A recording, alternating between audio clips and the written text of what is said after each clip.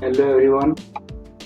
In this video, I will discuss about the assignment of spreadsheet application.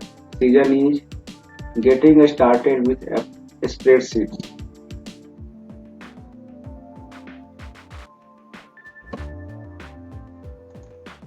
So now we start.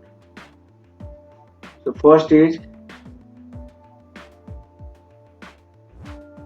checkpoint. Checkpoint है आपका. Checkpoint का question होगा the cell having bold boundary is the dash cell, that is called active cell. Calc worksheet are given dash extension ODS, यानी ODS extension से हम लोग Calc को identify करते हैं. A dash contain multiple dash in it. A workbook contain multiple worksheet in it. यानी कि हम लोग एक कैल्क में हम लोग क्या कर सकते हैं, बहुत सारे सीट को जनरेट कर सकते हैं, बना सकते हैं.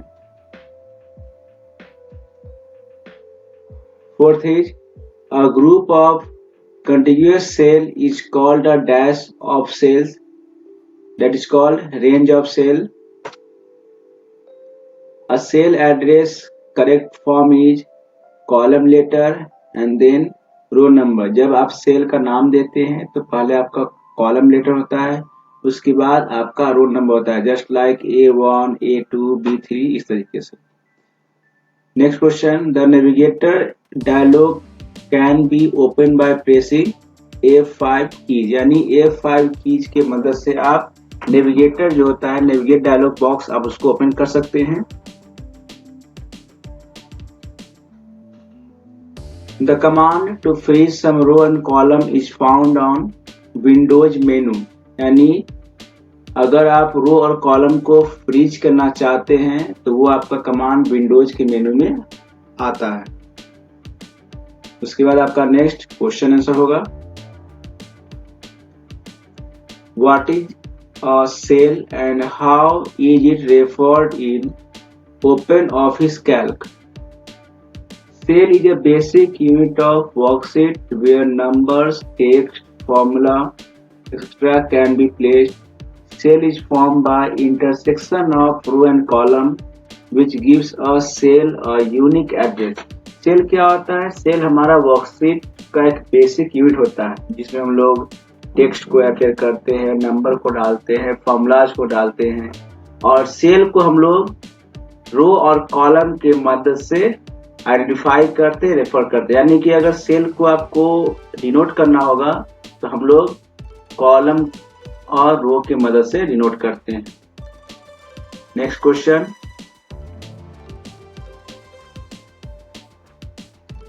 What do you mean by range of cell. Range of cell का मतलब क्या होता है? A range of cell is a group of contiguous cells that forms a rectangular area in shape. A range is specified by giving the address of first cell and the last cell of range separated by some symbol character.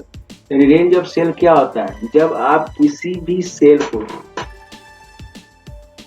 Select करते हैं continuous, it mean मान लीजिए आप A1 से लेकर A5 तक के cell को सिलेक्ट कर रहे हैं, तो आप कंटिन्यू सिलेक्ट कर रहे हैं, तो जो भी आपका A1 to A5 तक होगा ये आपका रेंज ऑफ सेल कहलाएगा, जिसको हम लोग डिफरेंट टाइप्स ऑफ सिंबल से उसको सेपरेट कर सकते हैं, करते भी हैं. Next question is, what is the difference between a worksheet and a workbook. A worksheet is a grid of cells made of row and column, whereas workbook is a multiple sheet can be combined under a file. यानी worksheet क्या हो गया? जब भी हम लोग कोई work करते हैं ओपन ऑफिस कैल्क में या फिर एक्सेल में, तो जब आपका सीट बना होगा रो और कॉलम के मेथड से, जो उसके इंटरसेक्शन से, वही आपका पूरा सीट जो होगा वो वर्कशीट कहलाएगा. और हम लोग एक वर्कबुक में बहुत सारे सीट को स्टोर करते हैं, या हमारा एक वर्कबुक में बहुत सारा सीट अवेलेबल होता है, जैसे सीट 1, सीट 2, सीट 3 आप लोग देखे होंगे बॉटम में लिखा होता है, वो सब आपका सीट हो गया. सीट 1, सीट 2, सीट 3, इसी को हम लोग वर्कशीट भी कहते हैं. Next is What is the name of the package which permit people to quickly create, manipulate and analyze data arranged in row and columns? आपका होगा स्प्रेडशीट पैकेज। ये आपका मल्टीपल चॉइस क्वेश्चन है, जो आपका एक्यूरेट आंसर होगा spreadsheet package. Next is what does an electronic spreadsheet consist of? Row, columns, cells, all the above. यानी कि एक वर्कशीट में आपका सब कुछ होता है, रो भी होगा, कॉलम्स भी होगा, सेल भी होगा, यानी सब चीज आपका रहता है। Write cell reference for the following.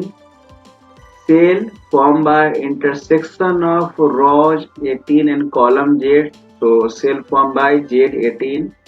The rightmost cell in row 13 in a worksheet. So that is XFD32. How will you enter cell, row और column in a worksheet? अगर आप वर्कशीट में सेल, रो या कॉलम कैसे inter कर सकते हैं, तो इसके लिए आपका कुछ स्टेप्स दिया हुआ है। सबसे पहले जहां भी आपको सेल, रो या कॉलम कोई भी चीज इंसर्ट करना हो, तो सबसे पहले आप सेल को सिलेक्ट करेंगे। उसके बाद हम लोग इंसर्ट मेनू पे क्लिक करेंगे। नाउ इंसर्ट डायलॉग बॉक्स जो आपका होगा वो अपीयर हो जाएगा, सामने आ जाएगा। वहां पे हम लोग क्लिक करेंगे, click shift cell right if we want to shift the existing cell towards right or shift cell down if we want to shift the existing cell downward। अगर आपको सेल जो है राइट में अगर बनाना है, क्रिएट करना है, तो सेल को आप राइट शिफ्ट करेंगे। अगर आपको नीचे की तरफ क्रिएट करना है तो आप सेल को नीचे की तरफ शिफ्ट करेंगे और इसके बाद आप ओके पे क्लिक करेंगे, तो आपका एक सेल जो है वो अपीयर हो जाएगा, वहां पे इंसर्ट हो जाएगा जो आपने जगह को चूज किया है। नेक्स्ट आपका है रो कैसे एंटर करेंगे, तो सेम हम उसी स्टेप्स को फॉलो करेंगे जो मैंने पहले किया है। सबसे पहले हम लोग सेल को सिलेक्ट करेंगे। सिलेक्ट करने के बाद आपको अगर रो को इंसर्ट करना है तो जहां भी रो को इंसर्ट करना है उस पर क्लिक करेंगे और इंसर्ट मेन्यू पे क्लिक करेंगे। क्लिक करने के बाद क्या होगा, रो जो है वो अपीयर हो जाएगा। नेक्स्ट आपका हो जाएगा कॉलम कैसे इंसर्ट करेंगे, सेम आपका वही प्रोसेस होगा जो आपने फर्स्ट सेकेंड में किया है। आप कोई भी कॉलम को सिलेक्ट करेंगे, सिलेक्ट करने के बाद इंसर्ट पे क्लिक करेंगे और वहां पे कॉलम पे क्लिक करेंगे। आपको क्या होगा, नया कॉलम जो है क्रिएट हो जाएगा। तो इस तरीके से हम लोग सेल, रो और कॉलम को इंसर्ट कर सकते हैं। अगर आप सेल को इंसर्ट करना सीख जाएंगे तो रो और कॉलम को आराम से इंसर्ट आप खुद कर सकते हैं। यानी किसी भी एक स्टेप को अगर फॉलो करते हैं तो आप दो और स्टेप को सीख जाएंगे, कैसे हम लोग सेल में, वर्कशीट में रो और कॉलम को इंसर्ट कर सकते हैं। नेक्स्ट आपका होगा why do you freeze some रो और कॉलम इन ए वर्कशीट। हम लोग वर्कशीट में किसी रो और कॉलम को क्यों फ्रीज करते, इसका रीजन क्या है। कभी कभी होता क्या है, हमें कुछ इंपॉर्टेंट हेडिंग को शो करवाना होता है। जैसे मान लीजिए आप पेज को स्क्रॉल करना चाहते हैं, स्क्रॉल करते हो, तो हम चाहते हैं क्या कि हमें पेज भी स्क्रॉल हो जाए हमारा और ऊपर का जो हेडिंग है वो भी हमारा हाइड ना हो। तो उस हेडिंग को हाइड करने से बचाने के लिए हम लोग क्या करते हैं, हेडिंग के फर्स्ट रो और कॉलम को क्या करते हैं, उसे फ्रीज करते हैं। उससे क्या होगा, आपका फर्स्ट रो और कॉलम फ्री हो जाएगा एंड देन जितना भी मैटर है वो हम उसे स्क्रॉल ऊपर नीचे कर सकते हैं। तो इससे क्या होगा कि हमें किसी भी टास्क को करने में बहुत ही इजी होता है। यानी हम आराम से उस टास्क को कर सकते हैं और हेडिंग के अकॉर्डिंग हम किसी भी डेटा को आइडेंटिफाई कर सकते हैं। नेक्स्ट आपका है how do you freeze some row and column in worksheet. अब आप किसी भी रो और कॉलम को वर्कशीट में कैसे फ्रीज करेंगे, तो इसके लिए सबसे पहले जो भी रो और कॉलम को फ्रीज करना है उस पर हम लोग क्या करेंगे, क्लिक करेंगे। क्लिक करने के बाद आपका हेडर पे जो भी ऑप्शन होगा जो भी आपको हेडर या कॉलम को या रो को फ्रीज करना है उस पर क्लिक करेंगे। क्लिक करने के बाद आप कमांड विंडो पर जाएंगे, वहां फ्रीज का ऑप्शन होगा। जैसे ही फ्रीज बटन पर क्लिक करेंगे आपका फर्स्ट रो या कॉलम जो है वो फ्रीज हो जाएगा। How is splitting of screen useful? हम लोग स्क्रीन को स्प्लिट क्यों करते हैं, इससे फायदा क्या होता है? So with the help of split screen, we can position the cell containing the number in one section and each of the cell with formula in other section. Then we can change the number in cell and watch how it affected each of the formula. मतलब कहने का ये हो गया कि मान लीजिए अगर एक शीट में आपने किसी डेटा को एंट्री किया या किसी एक सेक्शन में आपने डेटा को एंट्री किया है और दूसरे सेक्शन में आपने कुछ फॉर्मूला को एंटर किया है और आप ये देखना चाहते हैं कि हम जैसे ही फॉर्मूला डालें तो हमारे डेटा में क्या चेंजेज हो रहा है, तो वो एट ए टाइम हम स्क्रीन पे दोनों तरफ देख सकते हैं। यानी एक तरफ आपका क्या होगा, डेटा एंटर होगा एंड दूसरी तरफ क्या होगा, उसका इफेक्ट दिखेगा। यानी कि हमारा डेटा का आउटपुट क्या होगा वो आपको स्क्रीन पे दिखाई देगा।